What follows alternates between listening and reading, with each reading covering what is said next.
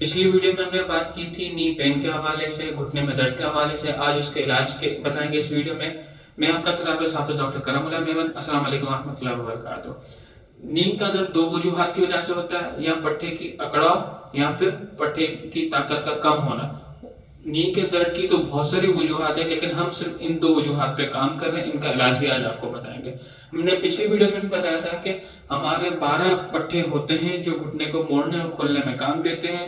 4 आगे की तरफ जो घुटने को खोलने में काम देते हैं, यानी कि टांग सीधी करने में मदद देते हैं, और 8 पीछे की तरफ जो घुटने को मोड़ने यानी कि बंद करने में काम देते हैं।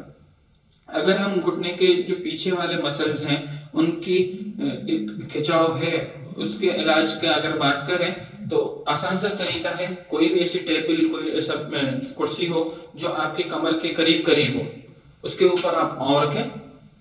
अगर आपका पाँव सीधा हो जाता है तो बहुत अच्छी बात है। अगर सीधा नहीं हो पाता तो जितना होता है उतना रखें और उसको आप कैसे सीधे करते जाएं। जब आप सीधा करते जाएंगे तो आप महसूस करेंगे आपकी टांग के नीचे की तरफ, यानी ये जो पट्टे हैं इसमें खिंचाव होना महसूस होगा। और जब अगर आप इस चीज को आराम से कर सकते हैं तो इसके साथ साथ आप अपने आप को आगे बेंड करते जाएं, अपने आप को आगे झुकाएं कि आपका सर आपके घुटने की तरफ आता जाए। जब आप इतना करने लग जाएंगे तो एक मखसूस एक अच्छा सा खिंचाव आपको पीछे महसूस होगा, जिसकी वजह से आपको इसको दोहराते रहने के साथ साथ आपकी तमाम प्रॉब्लम या आपको जो तकलीफ है ये सारी खत्म हो जाएगी। अगर हम बात करें घुटने के आगे के पट्टों की, उसमें अकड़ाव है, उसमें तकलीफ हो रही है, तो उसके अकड़न को खत्म करने का आसान सा तरीका, आप बस टांग को पीछे की तरफ मोड़ें। पीछे मोड़ने के बाद इसको पकड़ने से इस घुटने को दूसरे घुटने से ज्यादा पीछे लेके जाए। जब आप इस घुटने को दूसरे घुटने से ज्यादा पीछे लेके जाएंगे तो आपको टांग में आगे की तरफ खिंचाव महसूस होगा, और इस खिंचाव के साथ आपके जो आगे के पट्टे हैं वो रिलैक्स हो जाएंगे। और अगर आपको दर्द पीछे या आगे की तरफ होगा तो इन दोनों चीजों को दोहराने से आपका दर्द खत्म हो जाएगा।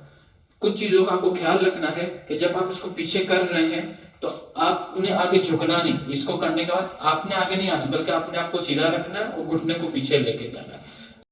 जो दूसरा एहतियात करना है, टांग को जब आप ऊपर रखते हुए खींच रहे हैं, ये जब आपने टांग सीधी कर ली तो आपकी जो दूसरी टांग का पांव है उसको भी आपको बिल्कुल उसी के सीध में रखना है, पैरेलल हो उसके।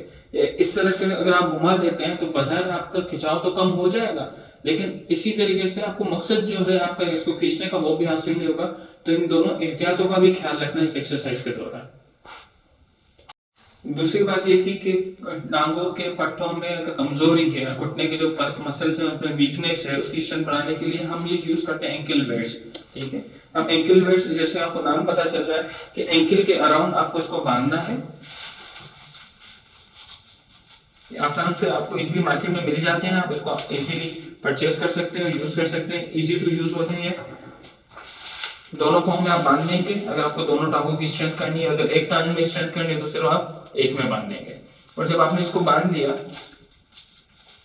अगर हमें पीछे के मसल्स की स्ट्रेंथ बढ़ानी है, उसकी ताकत करनी है, तो सिंपल सीधा खड़ा होकर आपको उसी अंदाज से उस टांग को पीछे मोड़ना है, फिर नीचे, फिर मोड़ना है, फिर नीचे। इसमें आपको क्या ख्याल रखना है कि ये इस अंदाज से ना मुड़े। इस अंदाज से मुड़ने में आपका जो असल मकसद है वो हासिल नहीं होगा, बल्कि आपको ये टांग सीधी रखते हुए इसको पीछे मोड़ना है। अगर आप चाहें तो किसी कुर्सी का, किसी टेबल का सहारा भी ले सकते हैं ताकि आपका बैलेंस अच्छा। आपने इसको पकड़ लिया, फिर आराम से मोड़ रहा है।